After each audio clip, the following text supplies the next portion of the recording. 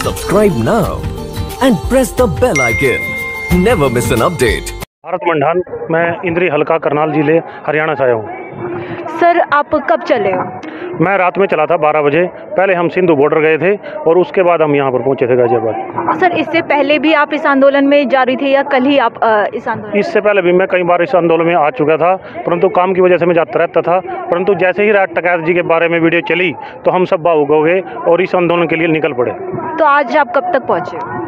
अभी मैं पहले सिंधु बॉर्डर पहुंचा था सवेरे तकरीबन 6 बजे के करीब, और उसके बाद यहाँ पहुंचा था मैं तकरीबन 10:30 बजे के करीब। पुलिस प्रशासन लगाए गए थे ताकि यहाँ से किसानों को हटाया जा सके, उस पर क्या कहना? जो यहाँ रात प्रशासन लगाया गया था वो इस तरीके से लगाया गया था कि इन किसानों को बदनाम किया जा सके भी ये खालिस्तानी थे और देशभक्त नहीं थे, इसलिए इनको पिटा गया और खदेड़ा गया। क्योंकि जो लोकल MLA के गुंडे यहाँ पर बुलाए गए थे, जैसा टकैत साहब ने भी कहा कि लोकल MLA के गुंडे लाठियों सहित आए थे और इनको पीटने के लिए आए थे और फोर्स उनका साथ दे रही थी। तो उसी को देखते हुए यहाँ लोग हमारे हरियाणा की तरफ से यहाँ से जैसे ही अपील हुई भाग पड़े भी जो इनको बदनाम करके उठाया जा रहा है, मोदी सरकार की गलत नीति है और किसानों को दमन किया जा रहा है, इसलिए हम सब यहाँ पर आए हुए हैं। जो ट्रैक्टर पलटा था या किसान शहीद हुआ था, आपको वो उसकी पूर्ण जानकारी नहीं है। उसको जो लगा था वो आंसू गैस का गोला लगा था और आंसू गैस का गोला लगने की वजह से ट्रैक्टर पलटा था, क्योंकि ट्रैक्टर स्पीड में था और जैसे उसकी आंखों में आंसू गैस का गोला लगा तो उससे पलटा था, ना कि वो ओवर स्पीड की वजह से पलटा था।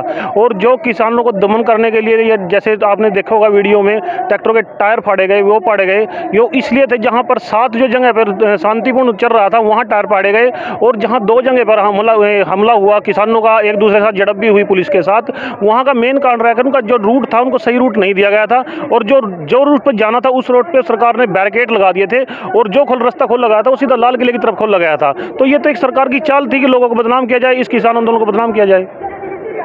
तो सर, जैसे कि सरकार आपका ये कहना है कि ये सरकार की चाल थी, लेकिन अगर देखा जाए तो सरकार ने भी कहीं ना कहीं किसान को सपोर्ट करने के लिए कमेटी वगैरह बनाई, जिसपे आप लोगों का कहना था कि भाई हमें तो सीधे कानून वापस लेने हैं ऐसे।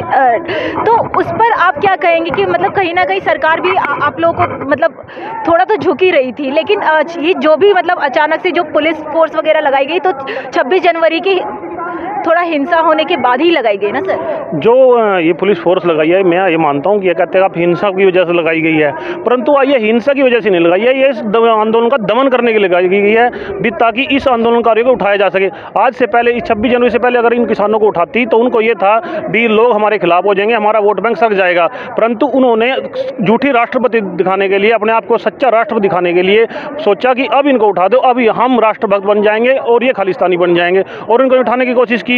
उससे पहले भी किसान के हक में सरकार एकदम नहीं झुकी, सरकार स्टेप बाय स्टेप जैसा आंदोलन बढ़ता गया तब झुकी, वैसे नहीं झुकी। और ये कह रहे हैं कि 1.5 साल में तो इनको अभी पश्चिम बंगाल का इलेक्शन लड़ना है, फिर पंजाब का इलेक्शन लड़ना है, इसलिए ये 1.5 साल की एक्सटेंड कर रहे हैं। ये कुछ किसानों के लिए थोड़ी कर रहे हैं, ये सब सोचते हैं कि पंजाब की वोट भी मिल जाए हमें, इस पर पश्चिम बंगाल की वोट भी मिल जाए और फिर इसको जारी कर देंगे और दोबारा फिर किसानों को बैठने नहीं देंगे। तो अभी आपका ये जो आंदोलन है ये अब थोड़ा सा एक नया रूप लेके निकला है, क्योंकि 26 जनवरी के बाद कहीं ना कहीं आंदोलन थोड़ा शांत हो गया था, लोग अपने अपने घर भी चले गए थे। जैसे कि BM सिंह हैं, उन्होंने अपना नाम वापस ले लिया, उस पर क्या कहेंगे? जो BM सिंह आप कह रहे हैं उन्होंने अपना नाम वापस ले लिया, वो पहले ही 40 संगठनों का हिस्सा नहीं रहे हुए हैं, और आज तक जो भी मीटिंग हुई उसमें BM सिंह का नाम नहीं था। वो पहले ही ये सरव किसान यूनियन है इससे दूर थे और उन्होंने नाम लिया, उनकी अपनी निजी मजबूरी थी, शायद वो भी सरकार का साथ देना चाहते थे, परंतु हम उनका ना समर्थन करते, ना पहले करते थे, ना आज करते। हम किसानों के साथ पहले भी खड़े थे और आज भी खड़े हैं। Subscribe now and press the bell icon. Never miss an update.